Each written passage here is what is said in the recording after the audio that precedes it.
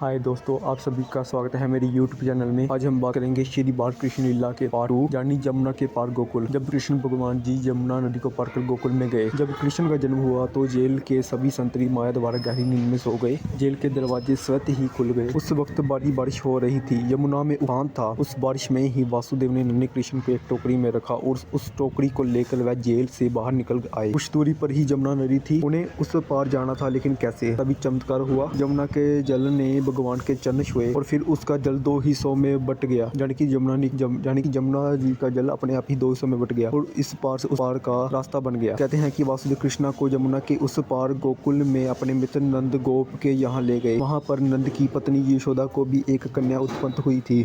वासुदेव कृष्ण को यशोदा के पास सुलाकर उस कन्या को ले आए। गोकुल माँ यशोदा का मायका था। नंद गांव में उनका ससुराल था। श्री कृष्ण का पालन लालन यशोदा व नंद ने किया। गोकुल यमुना के तट पर बसा एक गांव है, जहां सभी नंदों की गांव का निवास स्थान था। नंद मथुरा के आसपास गोकुल और नंदगांव में रहने वाले अबीर गोपों के मुखिया थे। यहीं पर वासुदेव की दूसरी पत्नी रोहिणी ने बलराम को जन्म दिया था। बलराम देवकी के 7वें गर्भ में थे, जिन्हें जोग माया ने आकर्षित करके रोहिणी के गर्भ में डाल दिया था। यह स्थान गोप लोगों का था। मथुरा से गोकुल की दूरी महज 12 किलोमीटर है। Thank you for watching my YouTube channel. Please